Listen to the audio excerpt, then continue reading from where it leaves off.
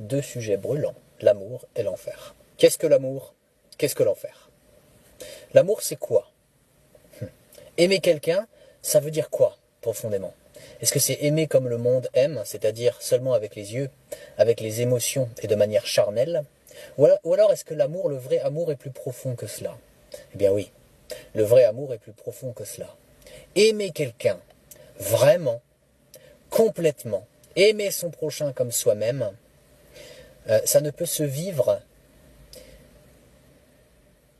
que de manière spirituelle. Ça ne peut être réel que par Jésus-Christ. Ça ne peut se vivre que dans une entièreté. Il y a quelque chose d'absolu. Aimer quelqu'un comme soi-même, l'aimer vraiment profondément, ça n'a rien à voir avec l'amour du monde. L'amour que Dieu demande qu'on ait, c'est un amour radicalement différent de l'amour du monde. Donc, quel est le rapport avec l'enfer? Quel est le rapport avec l'enfer? L'enfer, ce sera un lieu terrible, où il y aura des pleurs et des grincements de dents, à cause du péché, à cause du mal, à cause des péchés, de ceux et de celles qui ne se seront jamais repentis de leurs péchés durant leur vie, et de ceux et de celles qui n'auront jamais cru en Jésus-Christ durant leur vie. Pour ceux et celles qui n'auront jamais fait ces deux choses-là, il y aura l'enfer éternel. Ce sera un lieu de tourment éternel, la condamnation éternelle, le feu éternel. Ce sera terrible, sans fin, sans repos, sans répit. Alors est-ce que Dieu est amour? Oui. Et est-ce que, parce qu'il est amour, alors il n'y a pas d'enfer? Non. Parce qu'il est amour, il a envoyé son Fils unique mourir sur une croix dans l'objectif de te délivrer de l'enfer et que tu vives pour la gloire de Dieu chaque jour qui passe dans cette vie humaine et que ça se prolonge dans l'éternité au paradis, là où il n'y aura plus jamais aucune souffrance. Dieu est amour. Dieu a fait ça par amour. Il est venu sur terre en personne. Il est devenu un être humain, tout en restant Dieu. Il était 100% homme et 100% Dieu, Jésus-Christ. Je te parle de Jésus-Christ. Et il est venu mourir sur une croix pour te délivrer du péché. Dans l'objectif de te délivrer du péché, de te délivrer du diable, de te délivrer du mal et de te délivrer de l'enfer et que tu vives pour la gloire de Dieu. Dieu est amour.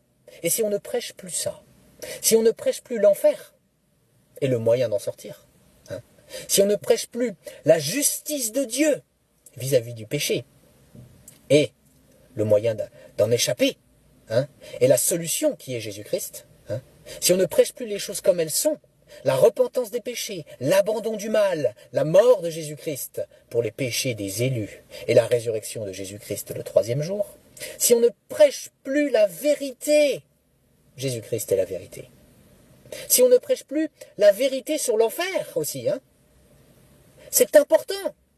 Comment est-ce qu'on peut aimer les gens en les laissant sur la voie de l'enfer, en les laissant sur le chemin de la perdition, en ne leur parlant pas de Jésus-Christ?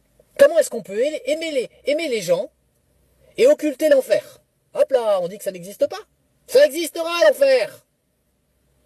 Ce sera un lieu bien réel de torture éternelle. Alors l'amour et l'enfer, quel est le rapport entre les deux? Le rapport, c'est Jésus-Christ. Il est venu payer par amour pour ceux et celles qui croiraient et qui se repentiraient, qui croiraient l'évangile et qui se repentiraient dans leur vie. Il est venu payer pour eux. Il est venu payer l'enfer. Ce n'est pas une histoire de bonnes œuvres, même s'il y a des bonnes œuvres qui découlent de la foi, la foi vivante. Ce n'est pas une histoire de bonnes œuvres, c'est une histoire de substitution.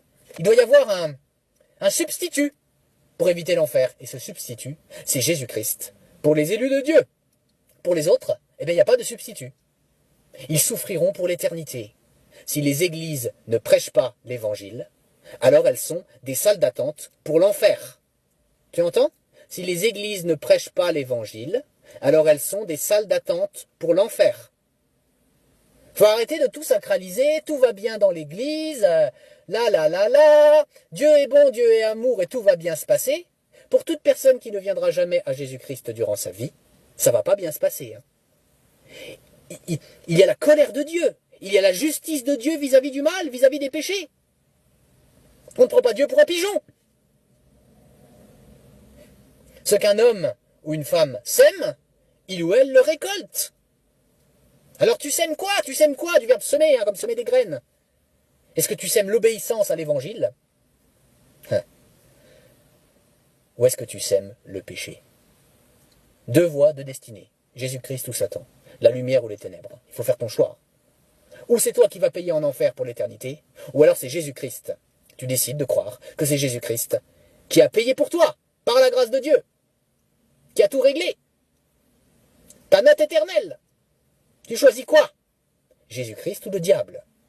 Dieu te donne un choix maintenant. Jésus-Christ ou le diable? L'enfer ou le paradis?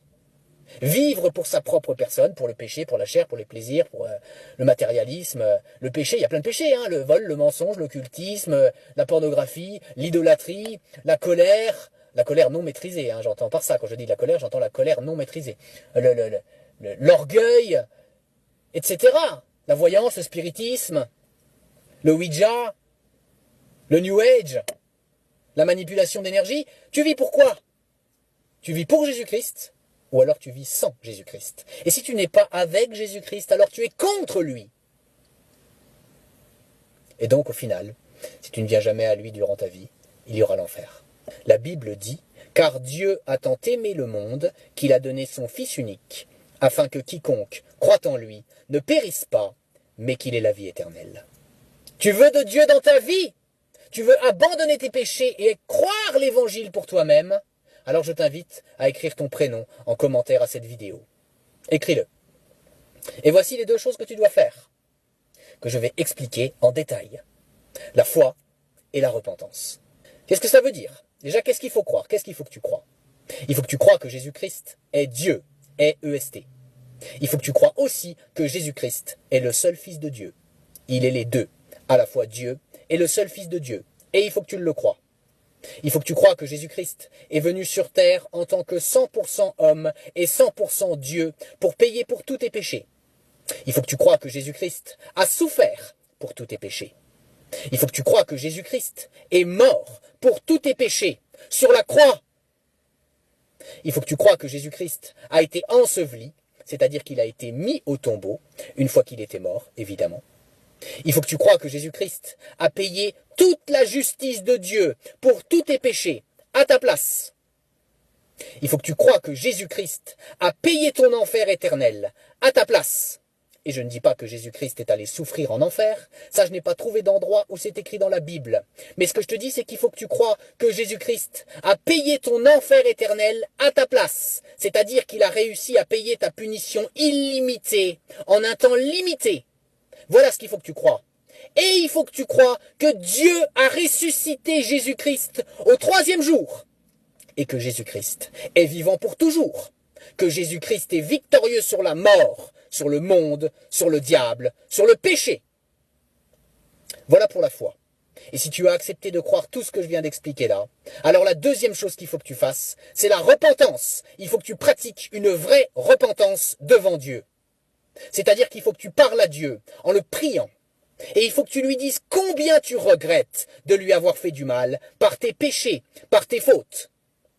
Il faut que tu t'engages devant Dieu à ne plus recommencer à pratiquer le péché sous n'importe laquelle de ses formes. Et il faut que tu cites tes fautes, tes péchés à Dieu, et il faut que tu lui demandes pardon. Alors arrête cette vidéo maintenant et pratique cette repentance.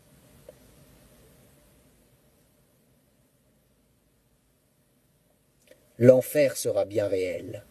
Le paradis sera bien réel. Dieu est réel. Sa justice est réelle. Son amour est réel. Partage cette vidéo si tu es chrétien, authentique. Répands l'évangile. Gloire à Dieu.